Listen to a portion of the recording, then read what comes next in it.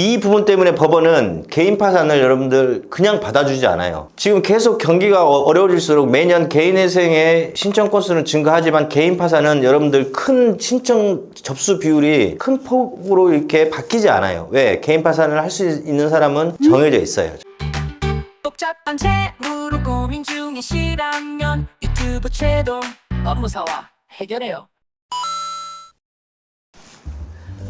예, 여러분들 이번 시간에 개인 파산이 좋지만 개인회생을 권하는 경우 여기에 대해서 좀 말씀드리겠습니다. 우선 이제 개인 파산의 원리하고 개인회생의 원리를 조금 말씀드리면, 개인 파산은 이런 거예요. 여러분들 채무가 힘드신 분들이 현재 내가 가진 모든 재산을 법원에 투입시키고 내 모든 채무를 탕감받는 제도예요. 내 개인 재산이 영원이다 그러면 법원에 투입하는 돈 없이 내 모든 채무를 탕감받아요. 엄청 좋죠, 그죠? 내 개인회생은 뭡니까? 내가 한 달에 소득 활동을 해서 내가 1인, 2인, 3인 최저생계비를 공제하고 가용소득을 하거든요. 이게 남는 돈이에요. 실제 내가 200만 원 버는 1인이라면 144만 원 최저생계비를 공제하면 56만 원이라는 이 돈이 남죠. 이런 돈을 변제금이라 하고 이거를 뭐 3년에서 5년 갚아서 내 모든 채무를 탕감시키는 제도란 말이에요. 그러면 개인회생과 개인 파산을 하실 정도면 실은 개인 재산이 거의 없으시죠. 물론 이제 개인회생 하시는 분들은 좀 있으신 경우도 있고 개인 파산도 있으신 경우도 있는데, 어찌 보면 채권자들한테 더 가혹한 것은 개인회생은 다만 얼마라도 받죠. 근데 개인 파산은 그 신청 채무자가 진짜 재산이 없으면 돈 한 푼도 안 받고 날아간단 말이에요, 그 채권 자체가. 그래서 개인 파산이 훨씬 유리합니다. 근데 이 부분 때문에 법원은 개인 파산을 여러분들 그냥 받아주지 않아요. 지금 계속 경기가 어려워질수록 매년 개인회생의 신청 건수는 증가하지만 개인 파산은 여러분들 큰 신청 접수 비율이 큰 폭으로 이렇게 바뀌지 않아요. 왜? 개인 파산을 할 수 있는 사람은 정해져 있어요.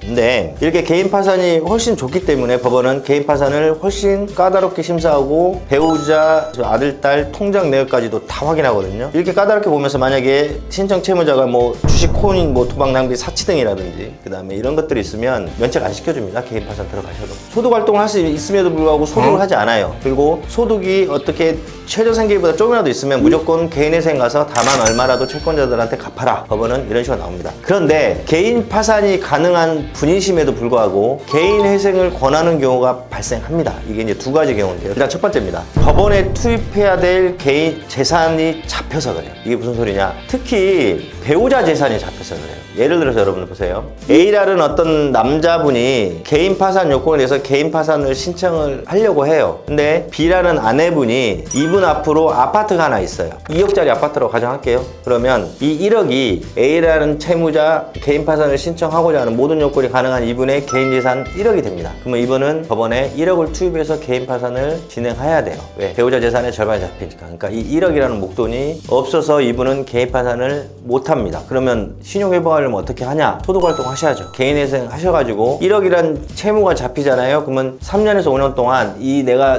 A라는 분이 잡힌 배우자 재산의 절반인 이 1억이란 채무를 그 이상을 변제해서 나 A 채무자의 이제 나머지 채무를 탕감받는 제도를 이용할 수밖에 없습니다. 1억을 지금 당장 투입시키지 않으시려면. 이럴 때는 어쩔 수 없이 그냥 개인회생을 하십시오 해서, 실제 얼마 전에 60대 후반분이시죠. 그 다음에 개인 파산 요건도 다 되셨어요. 다 되셨는데 아내분이 뭐 2억 이 정도도 아니죠. 내가 볼 때 한 8천 정도가 개인 재산이 있으셔가지고 몇 천만 원을 이제 법원에 투입할 상황이 되셨단 말이에요. 근데 이분은 그래가지고 직장을 얻으셔서 개인회생을 진행하셨습니다. 60대 후반의 나이에도 이런 경우입니다. 이제 두 번째는 현재 나의 개인 재산을 시간이 지나면 투자 가치가 있다고 판단하시는 거예요. 그러니까 예를 들어서 또 A라는 사람이 있다고 전제를 할게요. 이분도 지금 개인 파산 요건이 가능합니다. 근데 지금 전제 조건이 어디 지역에 뭐 아파트 하나가 갖고 있다고 가정할게요. 아파트 뭐 1억짜리라고 가정할게요. 그런데 이게 지금 재개발이 되거나 뭐 해가지고 향후 5년이나 7년 지나면 몇 배 상승할 것 같아. 근데 지금 내가 개인 파산을 하면 이 아파트 지금 1억이라고 가정한 거를 법원에 투입을 시켜야 되잖아요. 근데 이걸 지키고 싶단 말이야. 근데 개인 파산 요건은 다 되지만, 그러면 이분은 어떻게 해야 되냐? 할 수 없어요. 또 이분도 이게 몇 년 후에 몇 배로 호재가 될 걸 기대하시기 때문에 이분은 다시 경제적 활동을 해서 이 1억짜리 이제 3년에서 5년 동안 1억이라는 돈을 변제를 하시고 그 나머지 채무를 탕감받는 개인회생을 할 수밖에 없는 경우입니다. 그래서 대표적인 두 가지예요. 그 외에도 조금 있긴 한데 오늘 시간이 길어질 것 같아서요. 개인 파산이 훨씬 좋습니다. 신청 입장에서는. 다만 이런 예외적인 경우는 개인 파산보다는 개인회생을 권할 수밖에 없는 경우가 발생될 수 있습니다. 재무 고민 이제는 안녕. 유튜브로 해결해요. 행복한